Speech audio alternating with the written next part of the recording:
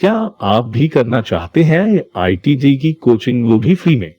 अब ना हॉस्टल का खर्चा और ना कोचिंग की हैवी फीस आपके सपनों को पाने में रुकावट नहीं बनेगी, क्योंकि सुपरविजन इंस्टीट्यूट लेकर आया है आईआईटी जेईई और बोर्ड की फ्री क्लासेज। अब सारे concept supervision junction YouTube channel पर, और सारी वेराइटीज जो एग्जामिनर पूछ सकता है, और वो क्वेश्चन जो आपको बहुत सी बुक शीट्स लगाने पर भी नहीं मिल पाते और एग्जाम में आ जाते हैं, वो सब स्पेशल क्वेश्चन मिलेंगे Kota Kanpur junction YouTube channel पर, वो भी फ्री। आपको सिर्फ अपने 2 फ्रेंड्स को सब्सक्राइब करवाना है, बस यही है।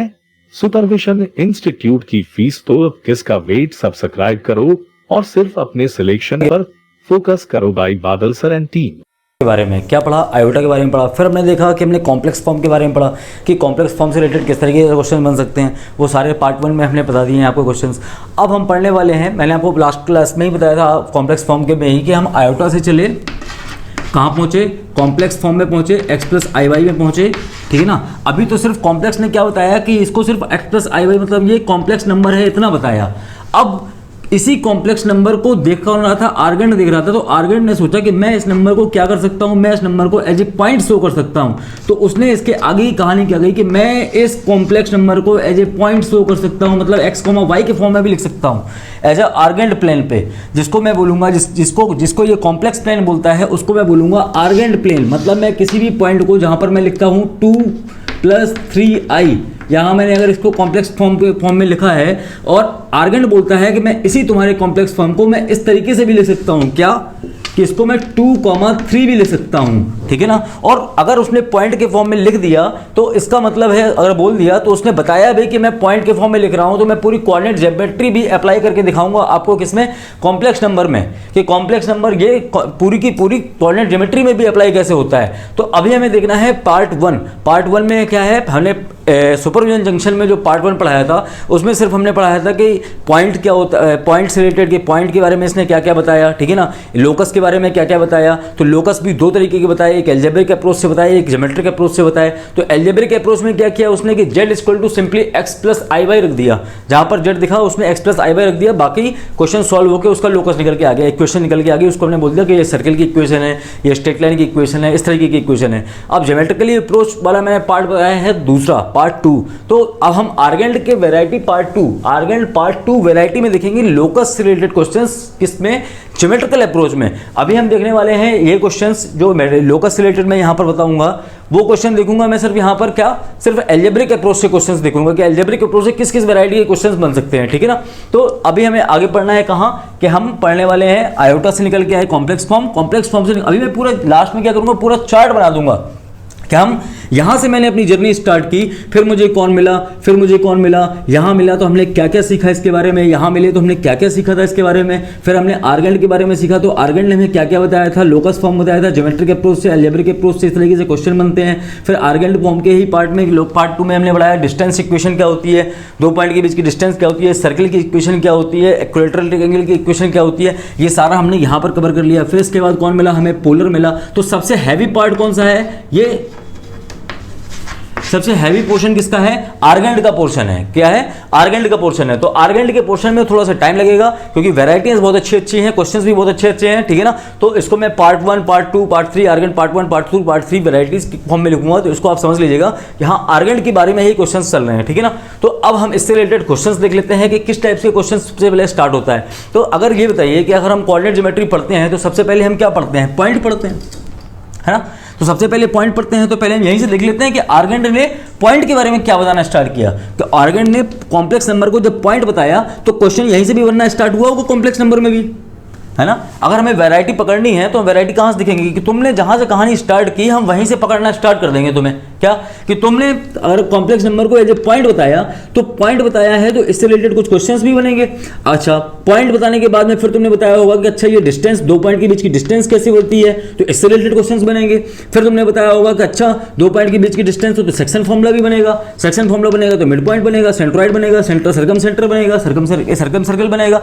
इस तरीके से जितने भी क्वेश्चंस इसमें बन सकते हैं, तो हम पहले यही देख लेते हैं ना इसको, कि ये पॉइंट से, पॉइंट चैप्टर में हमने हेडिंग क्या क्या पढ़ी थी, आप कोऑर्डिनेट ज्योमेट्री उठा लीजिए, कोऑर्डिनेट ज्योमेट्री में आपने क्या देखा कि आपने देखा कि दो पॉइंट के बीच की डिस्टेंस, पहले तो हमने देखा कि किसी भी पॉइंट को कोऑर्डिनेट प्लेन में लोकेट कैसे करते हैं। सबसे पहले क्या देखा, किसी भी पॉइंट को कोऑर्डिनेट प्लेन में लोकेट कैसे करते हैं, तो पहले ये देख लेते हैं। फिर उसके बाद देखेंगे हम दो पॉइंट के बीच की डिस्टेंस कैसे निकालते हैं, फिर हम देखेंगे सेक्शन फॉर्मूला कैसे निकालते हैं, फिर हम देखेंगे एक्सटीरियर, इंटीरियर एंड और सर्कम सेंटर, एक्स सेंटर, इन सेंटर, इस तरीके के क्वेश्चन कर लेते हैं, ठीक है ना। तो यही सारी चीज़ें पूरी कोऑर्डिनेट ज्योमेट्री, पूरा पॉइंट का जो चैप्टर है ना, वो पूरा का पूरा कॉम्प्लेक्स नंबर में हम अप्लाई करके देखने वाले हैं, ठीक है ना। तो इससे रिलेटेड जिस टाइप के क्वेश्चंस बनते हैं, पहले क्वेश्चन से स्टार्ट करते हैं, किस टाइप का क्वेश्चन बनेगा देखते हैं, चलिए।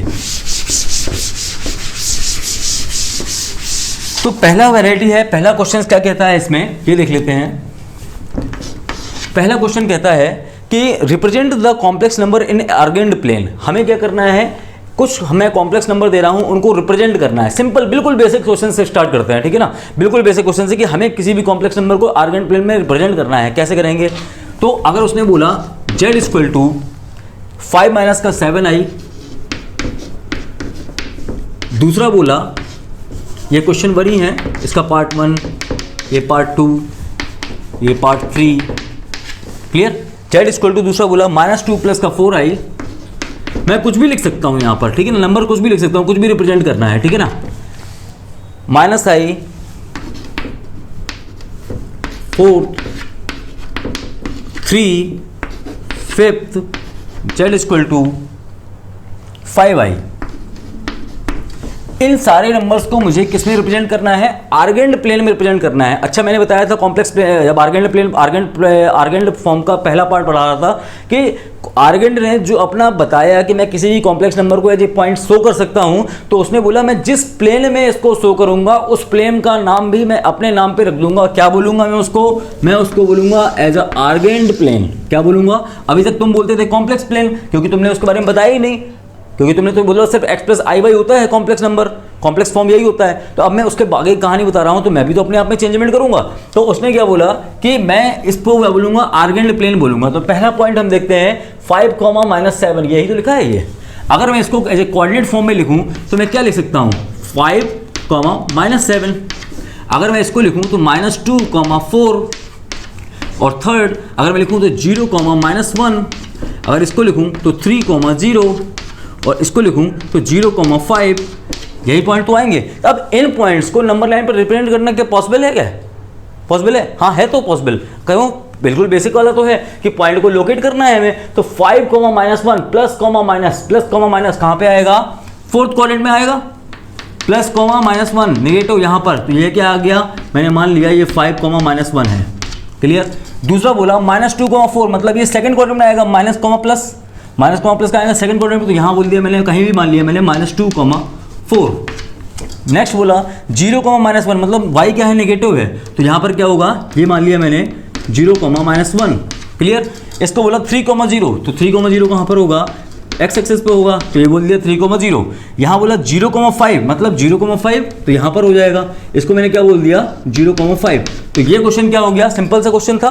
बिल्कुल बेसिक से स्टार्ट कर रहा हूँ। अब ये नहीं बोल सकते सर कि आप बिल्कुल कोटा कानपुर जंक्शन है तो कोटा कानपुर जंक्शन में पूरा IIT लेवल से ही सर स्टार्ट कर रहे हो। बिल्कुल जीरो से उठा रहा हूँ। क्वेश्चन बनते कहाँ से हैं, आप बोर्ड वाले बच्चे भी देख सकते हो इसको। जरूरी नहीं है कि हाँ आपको लगता है कि हाँ मेरे लेवल के ऊपर से जा रहा है, इतना बोर्ड में आता नहीं है, आप वहाँ पर ड्रॉप कर दो, आप वहाँ पे चलिए। एक्चुअल में ऑफलाइन में होता क्या था, ऑफलाइन में क्या होता था कि अलग अलग बैच के हिसाब से मैं पढ़ाना पड़ता था कि अलग अलग बैच में क्या है कि ये बोर्ड का बैच है या IIT का बैच है या 11th का बैच है या IIT मेंस का बैच है या IIT एडवांस का बैच है। तो इस तरीके से हमें अलग अलग लेवल से पढ़ाना पड़ता था कि हाँ इस टाइप ये वाले बच्चे को हमें इस लेवल तक देना है, IIT एडवांस लेवल तक के बच्चों को इस तरीके से ओपनली सब कुछ देना है, ठीक है ना। तो अब हमें क्या करना है कि मैंने यही बताया कि बोर्ड वाले बच्चे हैं जो बोर्ड वाले सिर्फ पढ़ना चाहते हैं तो वो कोटा कानपुर जंक्शन में सिर्फ ये देख सकते हैं कि हाँ कानपुर क्वेश्चन ऐसे आते हैं टॉपिक से रिलेटेड, ठीक है ना। तो ये क्वेश्चन सिंपल सा था, हमने क्या किया, पॉइंट को लोकेट किया, ठीक है ना। तो अब हमें देखना है इससे रिलेटेड नेक्स्ट क्वेश्चन किस तरीके से क्वेश्चन आता है वो देखते हैं, चलिए।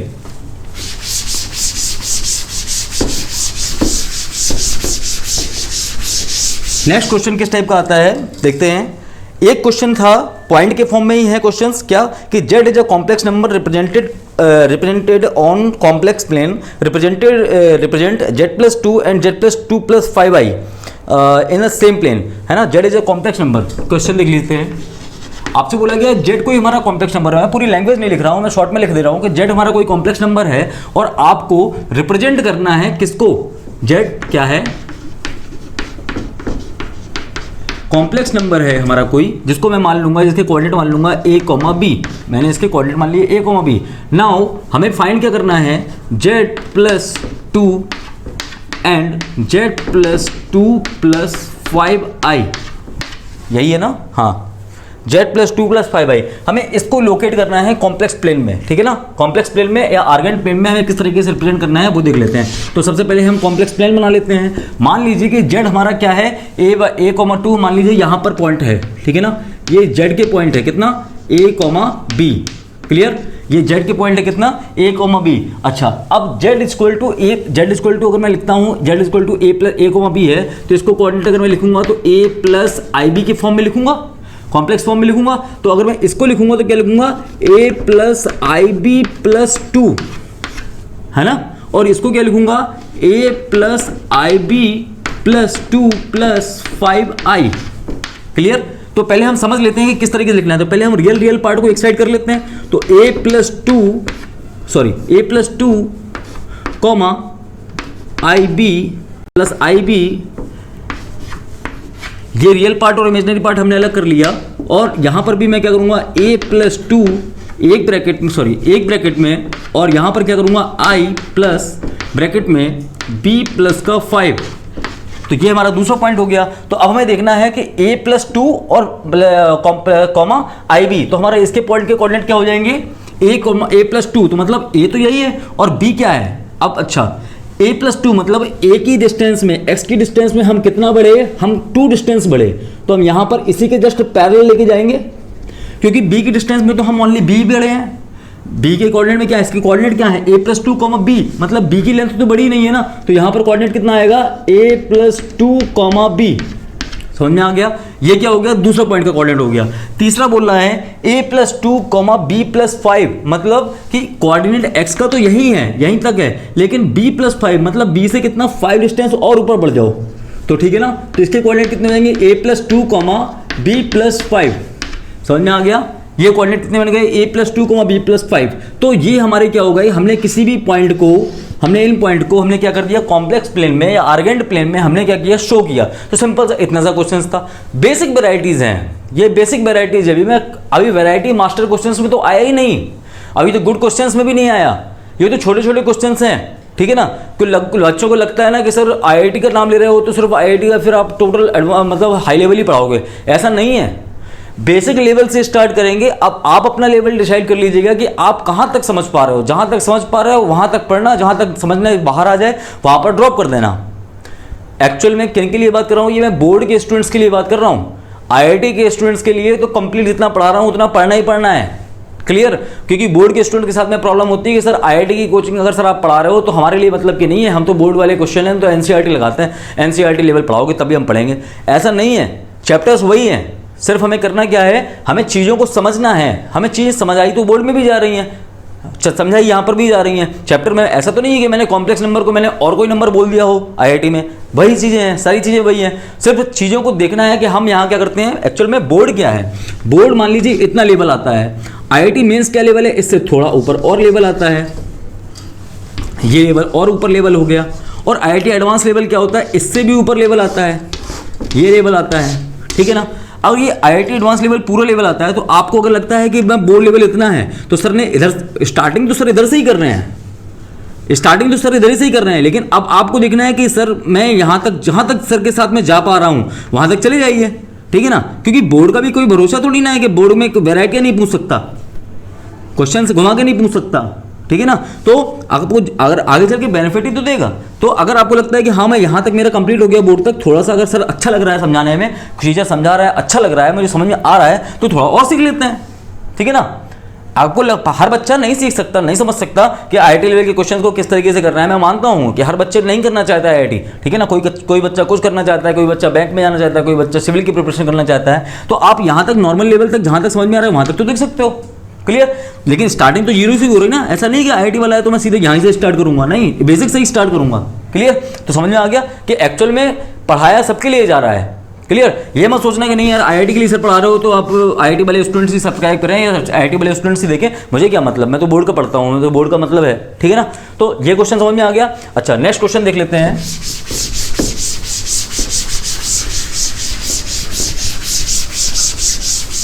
नेक्स्ट क्वेश्चन क्या कहता है हमारा?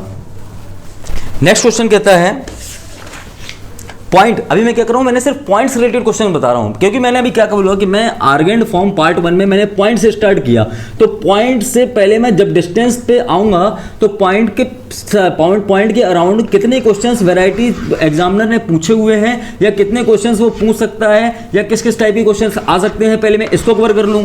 फिर इसके बाद मैं जब अब इसके आगे बढ़ूंगा, कहानी आएगी कहां पर, डिस्टेंस की, कि दो पॉइंट के बीच की डिस्टेंस, क्योंकि अभी मैंने पॉइंट पढ़ लिया इस पॉइंट के बारे में, अब मैं पढ़ूंगा इस पॉइंट के बारे में, क्योंकि पॉइंट ये भी है, पॉइंट ये भी है, मैंने दोनों पॉइंट के बारे में पढ़ लिया अच्छे तरीके से। अब मैं देखूंगा कि इन दोनों पॉइंट को जोड़ने वाली जो लाइन होती है इनकी बीच की डिस्टेंस कैसे निकालते हैं कॉम्प्लेक्स नंबर में, ठीक है ना? और फिर इससे रिलेटेड आगे बढ़ूंगा। तो अभी मैं पॉइंट के बारे में सारी क्वेश्चंस करवा रहा हूं, बेसिक क्वेश्चंस, ठीक है ना? तो अभी मैं देखूंगा क्वेश्चंस, नेक्स्ट क्वेश्चन क्या कहता है। चलिए नेक्स्ट क्वेश्चन पॉइंट के फॉर्म में ही है कि Z1 की वैल्यू दी गई है आपको 2 + 5i, Z1 की वैल्यू दी गई है 2 + 5i एंड Z2 की वैल्यू दी गई है आपको लैम्डा + i और बोला गया है lambda belongs to R, clear? और बोला गया है Z1 Z2 and 2Z1 + Z2, बोला गया है Z1 Z2 and 2Z1 + Z2 form a triangle. क्या बना रहे हैं? ट्रायंगल बना रहे हैं। देन एरिया और उसका हैविंग एरिया, सॉरी मैं इधर लिख दूं तो ये पूरा पोर्शन हमारा सॉल्व करने के लिए बन जाएगा, ठीक है? Form a triangle having area 4 unit, जिसका यूनिट एरिया कितना निकलेगा?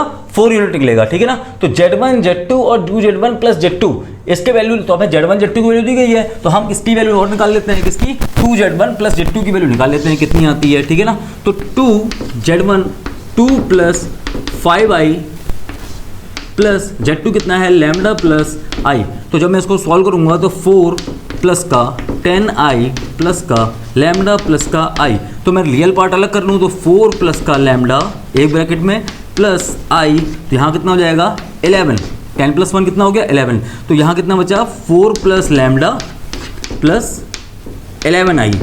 ये हमारा क्या बना? Z1 2Z1 + Z2 का ये हमें कोऑर्डिनेट मिल गए, क्लियर? इसके कोऑर्डिनेट हमें पता है 2,5, इसके पता है लैम्डा, 1, इसके पता है 4 + लैम्डा, 11। तो जब हमें तीनों पॉइंट के कोऑर्डिनेट मिल गए, मैंने आपको एरिया ऑफ ट्रायंगल निकालना कॉम्प्लेक्स के फॉर्म में भी बताया था मैंने, लेकिन बताया था कि सबसे ज़्यादा ईजी क्या है कि आपको आंसर चाहिए। आईआईटी में बेनिफिट क्या है कि आपको ऑब्जेक्टिव दिए जाते हैं, ठीक है ना? अब बस आपसे ये थोड़ी ना कह रहा है कि नहीं यार आप कॉम्प्लेक्स नंबर से ही सॉल्व करो इसको, आप हम पूरा प्रूफ देखेंगे, रिटर्न में देखेंगे, नहीं, आप तो ज्योमेट्री के फॉर्म से भी सॉल्व कर सकते हो। आपको एरिया ही तो निकालना है, आपको लैम्डा की वैल्यू तो निकालनी है। तो आपको पता है क्या कि एरिया ऑफ ट्रायंगल क्या होता है? 1/2 x1 x2 x3 y1 y2 y3 1 1 1, और ये आपको कितना दिया गया है? 4 के बराबर दिया गया है। तो आप इसमें वैल्यू रख दो, ये x1, y1 है, ये x2, y2 है, ये x3, y3 है, क्लियर? तो यहाँ पर मैं रखूंगा तो 1/2 x1 की वैल्यू रखा मैंने 2, x2 की वैल्यू रखा मैंने लैम्डा, और यहाँ पर 4 + लैम्डा, यहाँ पर वैल्यू रखूंगा 5, यहाँ 1, और यहाँ पर रखूंगा 11, और यहाँ 1 1 1 इक्वल टू 4।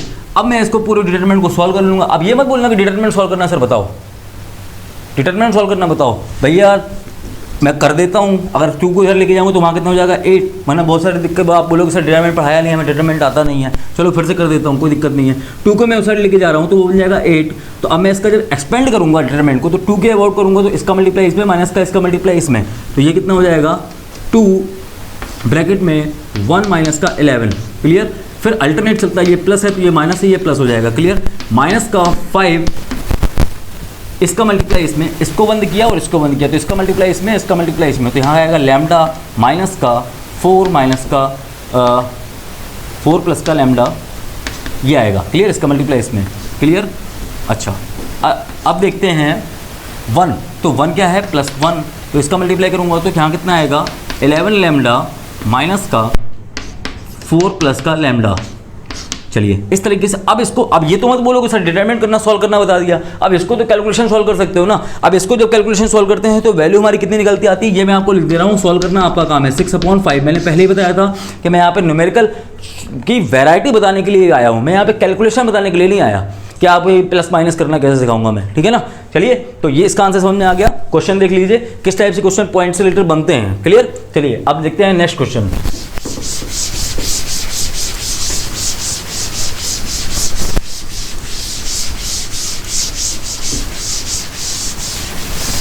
नेक्स्ट क्वेश्चन हमारा क्या कहता है, नेक्स्ट क्वेश्चन कहता है Z1, Z2, Z3 are the 3 complex number satisfying the relation 3Z1 plus 5Z2 minus 8Z3।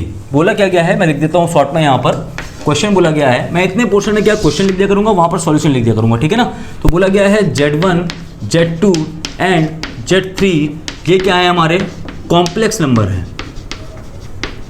ये क्या है, हमारे कॉम्प्लेक्स नंबर है। और आपको दिया क्या गया है, ये जो तीनों नंबर हैं कॉम्प्लेक्स नंबर हैं वो सेटिस्फाइड कर रहे हैं किसके रिलेशन को, एक रिलेशन दिया गया है क्या, 3Z1 plus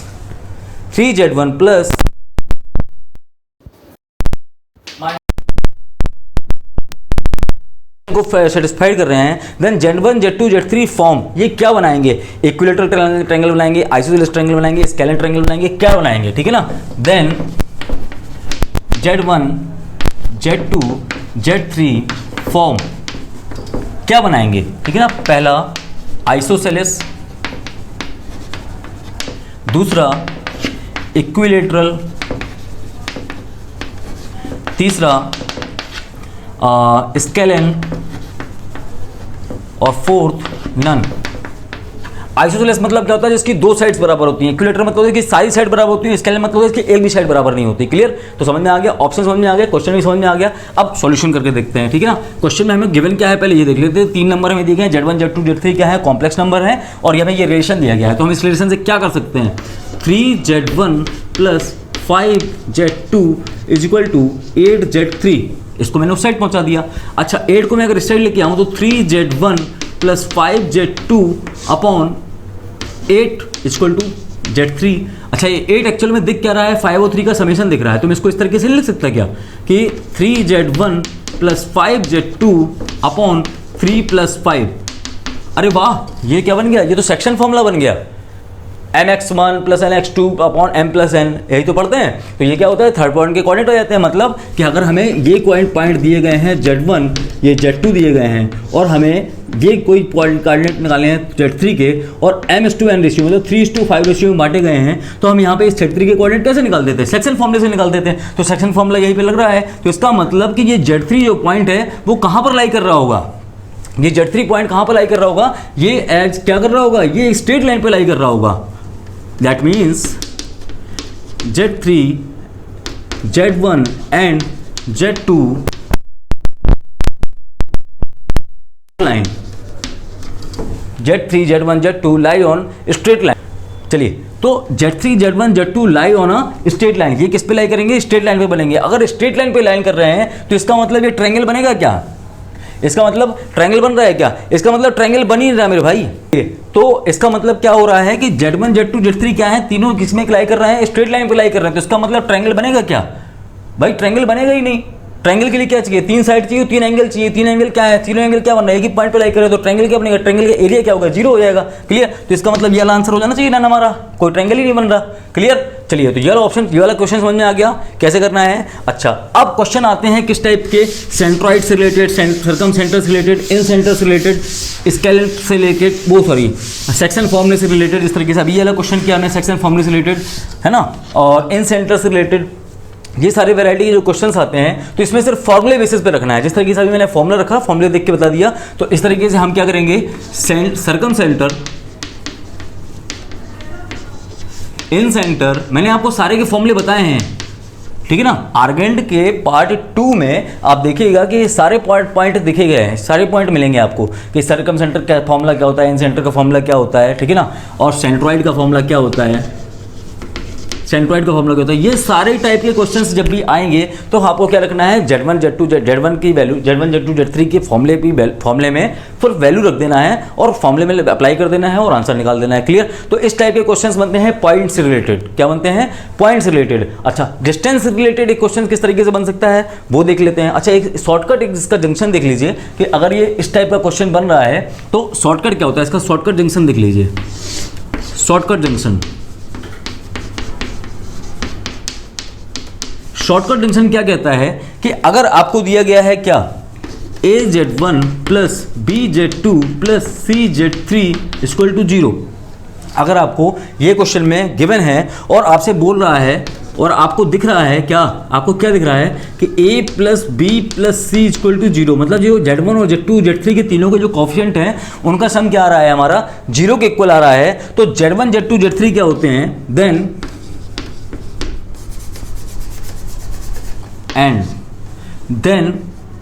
Z1 Z2 and Z3 are collinear. क्या होंगे ये? कोलिनियर होंगे। तो इसको मैंने क्या बोला, शॉर्टकट जंक्शन में बोला।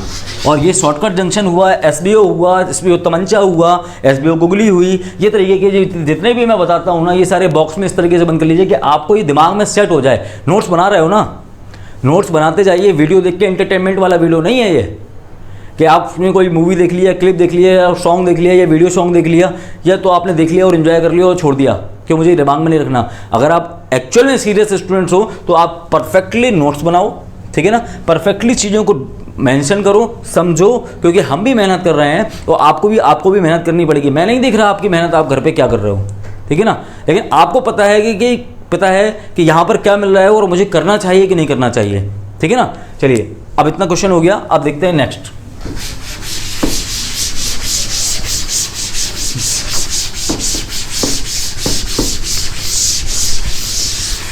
चलिए, इससे नेक्स्ट वैरायटी क्या है, डिस्टेंस रिलेटेड किस तरीके से क्वेश्चन आता है। क्वेश्चन डिस्टेंस रिलेटेड दिया गया है, 2 पॉइंट के बीच की डिस्टेंस रिलेटेड देख लेते हैं। जेड कोई हमारा कॉम्प्लेक्स नंबर है और बोला गया है satisfying the equation Z² plus Z+ 1।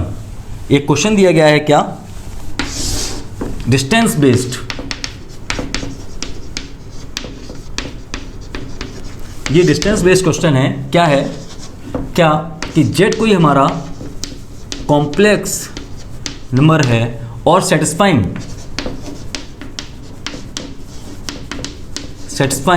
Z² plus Z+1, Z² plus Z+1 equal to 0, इस इक्वेशन को ये सेटिस्फाइड कर रहा है। तो आपको निकालना है find the distance of Z from the origin.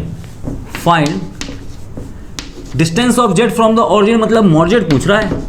मैं पूरी लैंग्वेज नहीं लिख रहा, ये चीज़ें आपको समझनी पड़ेंगी कि आपसे पूछ क्या रहा है, ठीक है ना। मॉर्जेट पूछ रहा है तो सबसे पहले हमें गिवन क्या है, ये इक्वेशन गिवन थी, तो मैं इक्वेशन से क्या कर सकता हूँ, मैं इसका धराचार लगा सकता हूँ। तो धराचार लगाऊंगा तो जेड इक्वल टू क्या हो जाएगा, माइनस का b प्लस माइनस रूट के अंदर b² माइनस का 4 × 1 × 1 अपॉन 2 इंटू ए की वैल्यू कितनी है 1। तो जेड की वैल्यू जो यहाँ पर निकल के आएगी वो जेड की वैल्यू निकल के आ रही है। वो जेड की वैल्यू निकालने के बाद जब हम इसका मॉड जेड करेंगे तो एक्चुअल में जेड क्या निकल के आएगा, ओमेगा के फॉर्म में निकल के आएगा। क्या निकल के आएगा, ओमेगा के फॉर्म में निकल के आएगा। Z equal to -1 plus -1 minus का ये दिया गया है, इसका √3 है ना, सही है। तो ये माइनस का ये कितना आया, माइनस का √3 आया अपॉन 2। तो इसको मैं क्या बोल सकता हूँ, z equal to -1 plus minus i√3/2। तो यहाँ पर वैल्यू कितनी आ जाएगी, जेड की वैल्यू -1/2 प्लस माइनस i√3/2। तो जब मैं इसका मॉर्जेट निकालूंगा तो मॉर्जेट कितना निकल के आएगा, मॉर्जेट कितना निकल के आएगा इसका 1। करके देखो ना, 1/2 का स्क्वायर माइनस 1/2 का स्क्वायर कितना आएगा 1/4 और √3/2 का स्क्वायर कितना आएगा 3/4 3/4 और 1/4 कितना हुआ 1। तो आंसर कितना आएगा, मॉड्यूलेट की वैल्यू कितनी आ गई 1। सिंपल इस तरीके से क्वेश्चंस बनते हैं, ठीक है ना। अच्छा, जेड अगर दिया गया है आपको ये, तो जेड बार क्या हो जाएगा, जेड बार क्या हो जाएगा, इसका जस्ट मॉड्यूलेट पूछ रहा था, मॉड्यूलेट से अब अगर बाई डायग्राम देखना है ये देख लेते हैं। अगर यहाँ पर ये माइनस प्लस माइनस दिया था ना, तो इसके 2 पॉइंट होने चाहिए, एक माइनस कोमा प्लस, एक माइनस कोमा प्लस और एक माइनस कोमा माइनस। तो यहाँ पर क्या हो जाएगा -1/2 कॉमा प्लस √3/2 और यहाँ कितना होगा -1/2 कॉमा माइनस का √3/2। अगर ये दोनों पॉइंट दिए गए हैं ये दोनों पॉइंट दिए गए हैं किसी, तो ये दोनों के बीच की डिस्टेंस तो निकालनी पड़ेगी ना। तो ये दोनों के बीच की डिस्टेंस कितनी आएगी, मॉड जेड की वैल्यू 1 आएगी। यही तो हमने निकाला हुआ है और हमने डायग्राम से भी देख लिया। क्लियर, समझ में आ गया। तो डिस्टेंस रिलेटेड क्वेश्चन इस तरीके से बन सकते हैं। क्लियर, चलिए अब देखना है हमें लोकस रिलेटेड क्वेश्चंस, वो भी अलजेब्रिक अप्रोच में। ठीक है,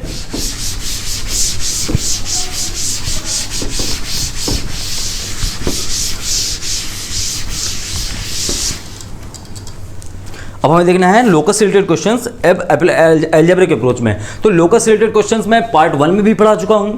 लोकस रिलेटेड मैं क्वेश्चंस पार्ट 1 में भी पढ़ा चुका हूं। आर्गेट के पार्ट 1 में कुछ सिंपल क्वेश्चन थे जहां पर हमें सिर्फ करना क्या है अलजेब्रिक अप्रोच में कि z equal to x plus i y रख देना है। क्या रख देना है, z equal to x plus i y रख दीजिए जहां पर भी आपको z दिखे। अगर जब आप ज्योमेट्रिकल अप्रोच नहीं फॉलो कर रहे हैं तो, ज्योमेट्रिकल अप्रोच से क्वेश्चंस नहीं सॉल्व करना चाहते हैं तो, और कुछ कुछ क्वेश्चन तो सिर्फ ज्योमेट्रिकल अप्रोच से ही होंगे, अलजेब्रिक अप्रोच से होंगे ही नहीं। क्लियर, और अलजेब्रिक अप्रोच से होंगे तो बहुत लेंदी होंगे, तो इतना टाइम आपको कंपटीशन में मिलेगा नहीं। तो इसीलिए आपको लोकस के रिलेटेड क्वेश्चंस क्या करने पड़ेंगे, दोनों फॉर्म में देखने पड़ेंगे, अलजेब्रिक अप्रोच और ज्योमेट्रिक अप्रोच दोनों में। तो अब हम देखने वाले हैं पार्ट 1 में locus related questions in algebraic approach.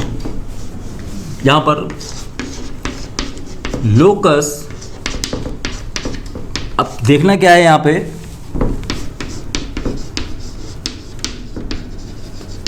Algebraic approach. अभी हम क्या कर रहे हैं, लोकस का अलजेब्रिक अप्रोच देख रहे हैं कि अलजेब्रिक अप्रोच रिलेटेड क्वेश्चंस किस तरीके से आते हैं। बेसिक क्वेश्चंस है, पहला क्वेश्चन देख लेते हैं किस टाइप का आता है।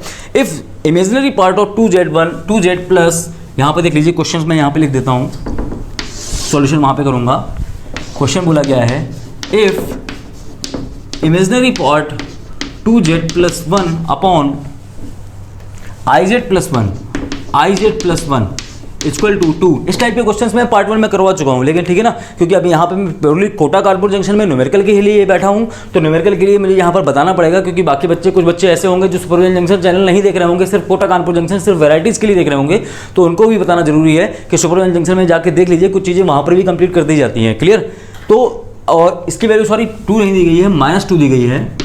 Then find the locus of z, then find locus of z, हमें z का लोकस बताना है। क्लियर, तो हमारा यहीं पे स्पेस खाली हो गया, तो हम यहाँ पर कर देते हैं। ठीक है ना, अगर हमें सिर्फ करना है क्या है, लोकस ऑफ z है, सिर्फ हमें अलजेब्रिक अप्रोच पढ़ रहे हैं, तो हमें क्या करना है, put z equal to x plus i y, हमें z की जगह x प्लस आई वाई रख देना है। तो पहले हम 2z प्लस 1 की जगह 2x plus i y plus 1 upon i bracket में x plus i y plus 1। Clear, पहले हम इसी को सॉल्व कर लेते हैं। ठीक है ना, फिर हम उसका जो इसका सॉल्व करने के बाद जो इमेजिनरी पार्ट आएगा उसको किसके इक्वल रख देंगे, -2 के इक्वल रख देंगे। तो अब मैं इसका रेशनलाइजेशन करके बताऊं क्या, अब मैं इसका रेशनलाइजेशन करके बताऊं कि रियल पार्ट और इमेजिनरी पार्ट कितना होता है। ठीक है ना, तो अगर मैं z1 अपॉन z2 का अगर मैं देखता हूं तो ये होता तो BC माइनस का AD upon A square plus B square होता है, बताया था मैंने, B square plus D square. ठीक है ना, लेकिन आपको रेशनल बाई चांस अगर फॉर्मूला वो याद नहीं है जो मैंने पार्ट 1 के आर्गेंट के फॉर्म में बताया था कि, तो आप इस तरीके से भी कर सकते हो कि आप क्या करना है, सिर्फ 2 ब्रैकेट में अगर मैं मल्टीप्लाई करता हूँ तो 2x plus 2iy plus 1 upon यहाँ पर गया तो ix और आई स्क्वायर कितना हो जाएगा, -1, तो माइनस का y और प्लस का 1। तो अब मैं देखूंगा कि हाँ रियल पार्ट और इमेजिनरी पार्ट दोनों अलग अलग कर लेता हूँ। तो यहाँ पे कितना आएगा, 2x प्लस का 1 अपॉन प्लस का 2iy, और यहाँ पर कितना आएगा 1 माइनस का y और प्लस का ix। अब मुझे इसका क्या करना है, रेशनलाइजेशन करना है। तो रेशनलाइजेशन करूँगा तो मैं कितना मिलेगा मुझे, आफ्टर रेशनलाइजेशन मैं सीधे लिख देता हूँ, आफ्टर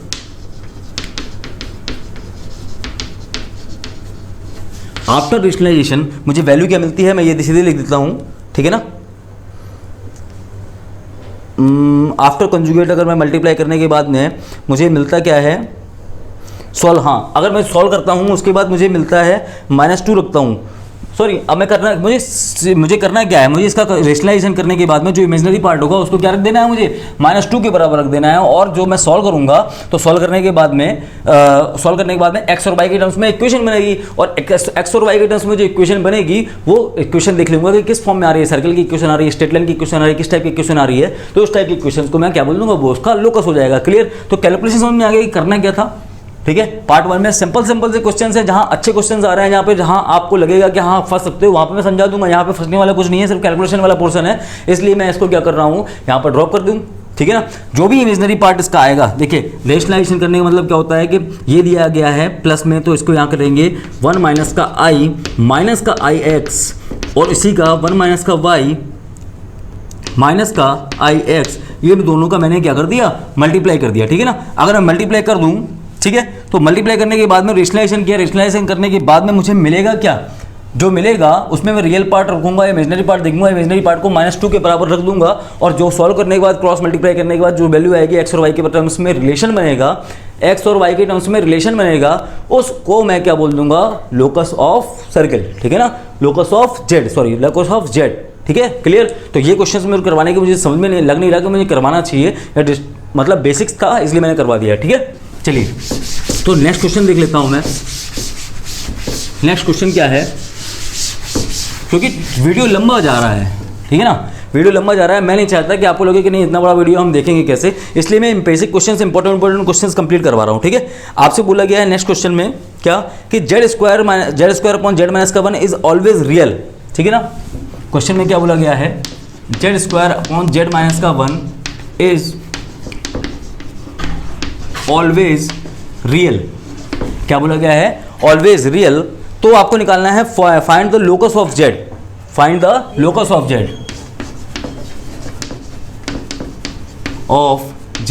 अगर ऑलवेज रियल है मतलब इमेजिनरी पार्ट इसका कितना होगा, 0 हो जाना चाहिए, समझ रहे हो। इज ऑलवेज रियल मतलब इसका इमेजिनरी पार्ट कितना होना चाहिए, इमेजिनरी पार्ट पूरे का Z square upon Z minus का 1, ये पूरा क्या हो जाना चाहिए, 0 हो जाना चाहिए, क्लियर। तो पहले मैं क्या करता हूँ, जेड की जगह क्या कर देता हूँ, सिर्फ एक्स प्लस आई वाई रख देता हूँ, क्या कर दिया, z equal to x plus i y का whole square upon x plus i y minus का 1, ठीक है ना। और अब इसका मैं क्या करूंगा, कंजुगेट मल्टीप्लाई करूंगा, कंजुगेट मल्टीप्लाई करने के बाद में जो उसका आयोटा के साथ वाला पोर्शन होगा वो क्या होगा, उसका इमेजिनरी पार्ट होगा, और उसको उठा के मैं क्या कर दूंगा, 0 के इक्वल रख दूंगा, और 0 के इक्वल रख दूंगा तो रखने के बाद जो मुझे इक्वेशन मिलेगी वो क्या हो जाएगी, लोकस ऑफ जेड, क्लियर। समझ में आ रहा है, चीज़ें समझ में आ रही हैं, कैलकुलेशन पूरी करने की जरूरत नहीं, समझ में आनी चाहिए, ठीक है ना।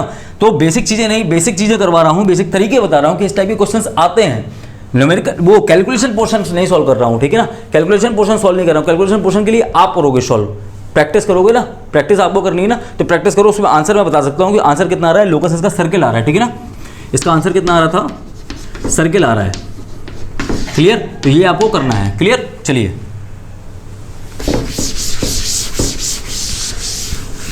नेक्स्ट क्वेश्चन देखता हूं, part of 1 upon Z, locus of real part of 1 upon Z क्या बोला गया है, इज लेस देन 1/2, ये क्या है, इसका 1 अपॉन जो भी इसका 1 अपॉन जेड का रियल पार्ट होगा वो क्या होगा, 1/2 से छोटा होगा, क्लियर। तो हमें बताना है कि लोकस क्या होना चाहिए जेड का, क्लियर।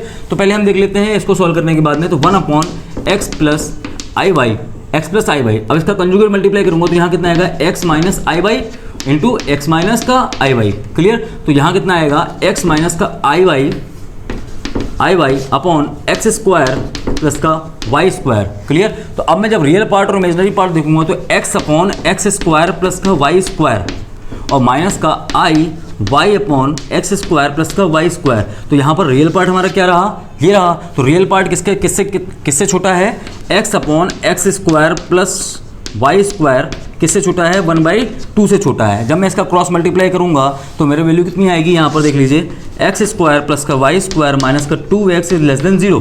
तो ये किसकी इक्वेशन आ गई, सर्किल की इक्वेशन आ गई, क्या आ गई, सर्किल की इक्वेशन आ गई। तो x square plus y square minus का 2gx प्लस का 2gx प्लस का 2fy प्लस का c इक्वल टू 0 हमने क्या पढ़ी, सर्किल की इक्वेशन पढ़ी है। तो यहाँ पर y वाला टर्म्स क्या हो गया, यहाँ पे खत्म हो गया। तो ये क्या बता रहा है एक्चुअल में, ये क्या बता रहा है कि एक्सटीरियर पॉइंट है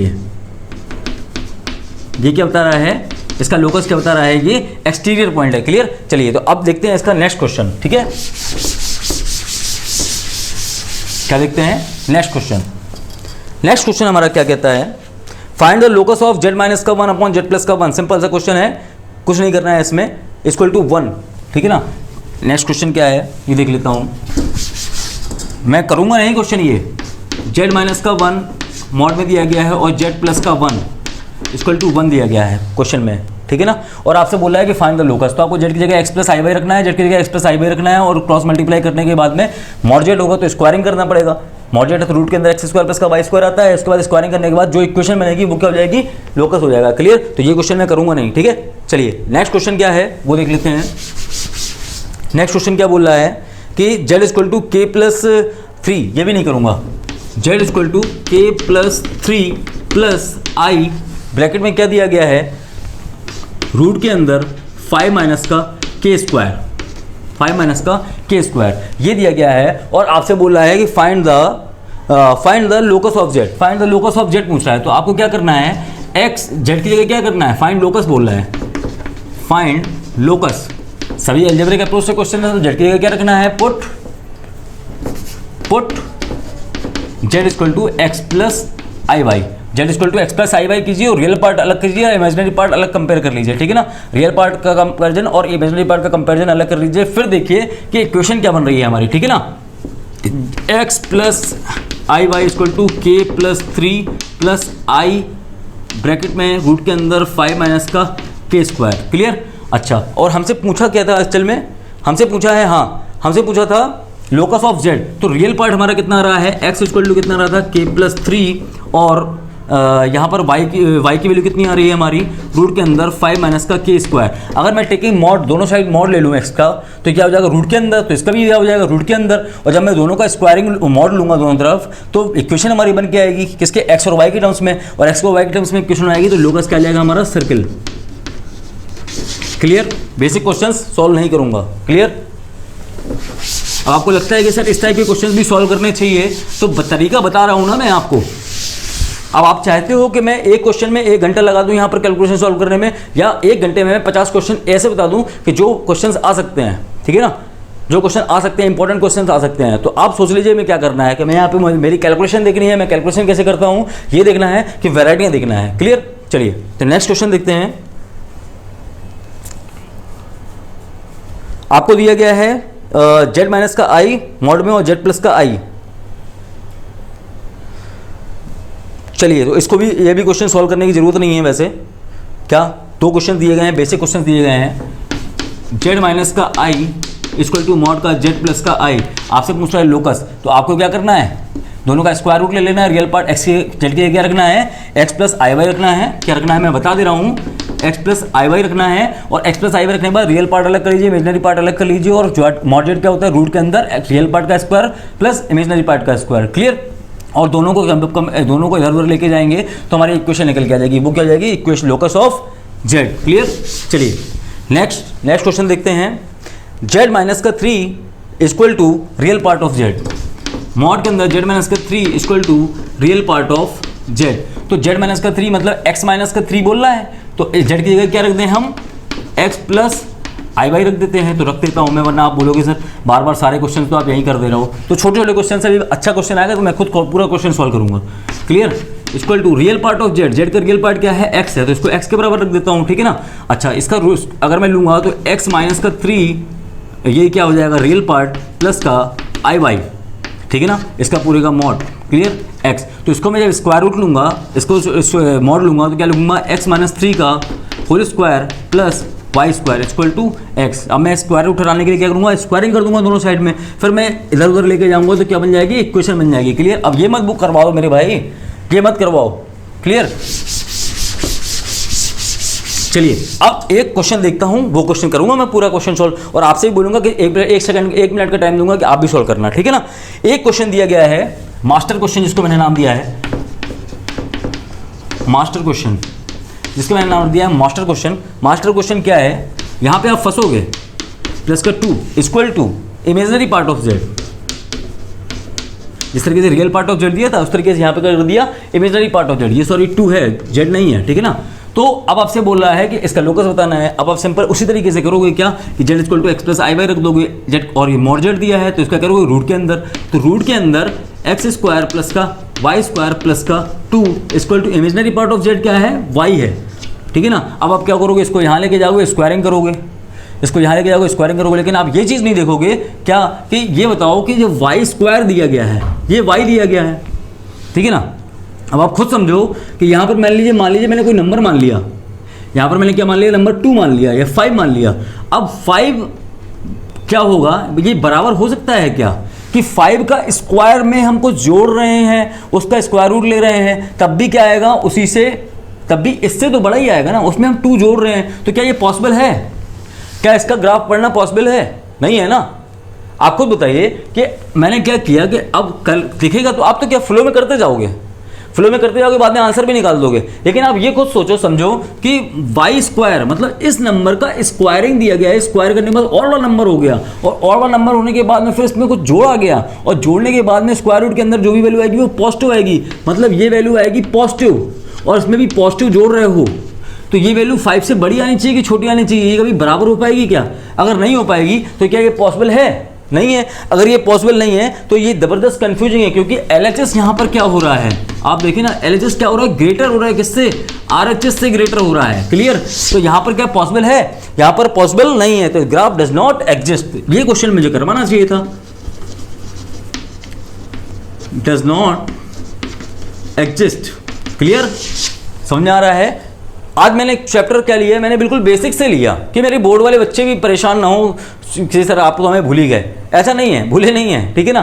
तो एक्चुअल में आप लोगों को समझाने के लिए भी मुझे बेसिक क्वेश्चन लेने पड़ते हैं, इसलिए वीडियो बहुत लंबा जा रहा है, लंबा बन रहा है। वरना ये क्वेश्चन करवाया, मास्टर क्वेश्चन करवाने हैं, मास्टर क्वेश्चन करवाइए, ठीक है ना। बाकी सभी चीज़ों के लिए, बाकी छोटे छोटे डाउट्स के लिए आपके मैंने सुपरविजन डाउट काउंटर बनाए हुए हैं, मेंबरशिप ज्वाइन कीजिए और डाउट काउंटर में आइए। डाउट काउंटर में सारी फैकल्टी जो सब्जेक्ट से रिलेटेड होगी, जिस सब्जेक्ट की आप मेंबरशिप ज्वाइन करोगे, उस सब्जेक्ट की मेंबरशिप ज्वाइन करने के बाद वो फैकल्टी आपको वीक में 2 डेज आपको मिल जाएगी सेंटर पर, ठीक है ना। आप कोई भी डाउट हो आप घर पे यहाँ लेक्चर देखिए, जो भी देखना है देखिए, उसके बाद आप वहाँ पर आइए, अपने फैकल्टी से रिलेटेड जो भी है डाउट पूछिए। क्लियर? समझ में आया? चलिए, तो अभी क्या है, लेकिन एक कंडीशन क्या है कि अभी मैथ्स के लेक्चर से फ्री हैं, मैं फिजिक्स की भी ज़बरदस्त फैकल्टी लेके आऊँगा, फिजिक्स की भी ज़बरदस्त फैकल्टी, लेकिन उसके लिए चाहिए 5000 सब्सक्राइबर।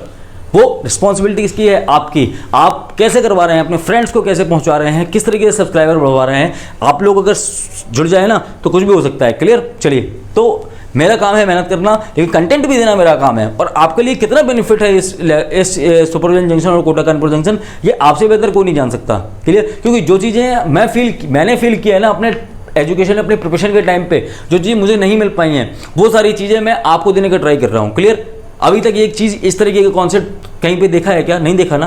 तो यही चीज़ लेके, और देखा भी होगा तो कोई पेड ले रहा होगा, उसका चार्जेस ले रहा होगा, ठीक है ना। यहाँ पे मैं चार्जेस तो नहीं ले रहा ना, यहाँ पे तो आप कॉन्सेप्ट देखो, आपको डाउट आएगा। क्योंकि डाउट के लिए मैं वहाँ पर मेंबरशिप ज्वाइन क्यों करवा रहा हूँ, क्योंकि वहाँ पर आपको स्टडी मटेरियल भी मिलेगा, वहाँ पर आपको टेस्ट सीरीज भी मिलेगी, डेली प्रैक्टिस पेपर मिलेंगे, जो मैंने आज पढ़ाया है उससे रिलेटेड 10 से 20 क्वेश्चंस आपको डेली प्रैक्टिस पेपर के लिए मिलेंगे, है ना। फैकल्टी भी वहाँ पर बैठेगी। तो सभी चीज़ों को हमें, उस पूरे सिस्टम को मैनेज करने के लिए भी हमें कुछ कॉस्टिंग चाहिए। यहाँ मेरा कुछ नहीं जा रहा है, ठीक है ना, यहाँ मैं आपको फ्री दे सकता हूँ, लेकिन वहाँ पर उस सिस्टम को मैनेज करने के लिए कुछ ना कुछ चाहिए मुझे, इसलिए मेंबरशिप ज्वाइन करवा रहा हूँ। क्लियर? समझ में आ गया? चलिए, तो लेकिन तब भी आप उस मेंबरशिप को ज्वाइन करेंगे तो आप वो बाकी कोचिंग्स में जो पढ़ने में फीस जमा करते थे, आप फीस लगती थी आपकी, उससे आपको नेग्लेजिबल लगेगा। क्लियर? क्योंकि आपको वो सारी चीज़ें मिल गई और कितने कम दाम में मिल गई। क्लियर? चलिए, ये चीज़ समझिएगा। चलिए।